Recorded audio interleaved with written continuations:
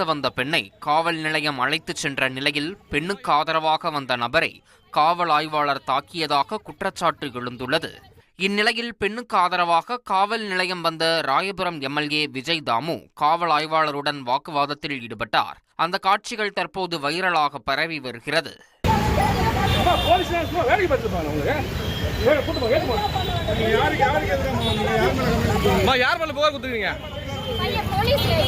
கல்யாணம் பண்ணிக்க போற பையன் வந்து எனக்கு 8 வருஷமா ஏமாத்திட்டு கல்யாணம் பண்றான். சையத் இப்ராஹிம் அந்த பையன் இப்ப வந்து இந்த கல்யாணம் நடக்க போறாரு. எனக்கு நீதி வேணும். இப்ப வந்து போலீஸ் எல்லாமே அவங்களுக்கு சப்போர்ட் பண்றாங்க. கிடையாது என்ன சொல்றாங்க?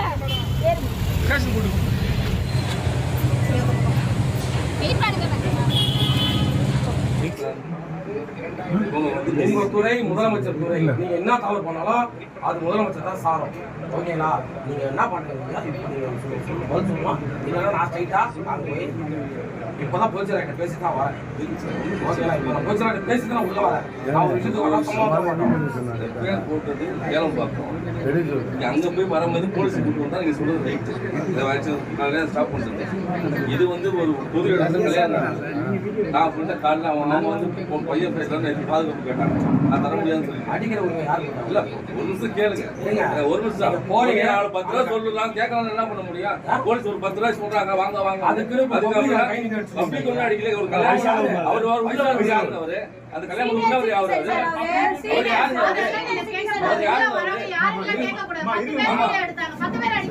கேட்க மாட்டீங்க. பேச உடனே யாரும் கேட்க மாட்டீங்க.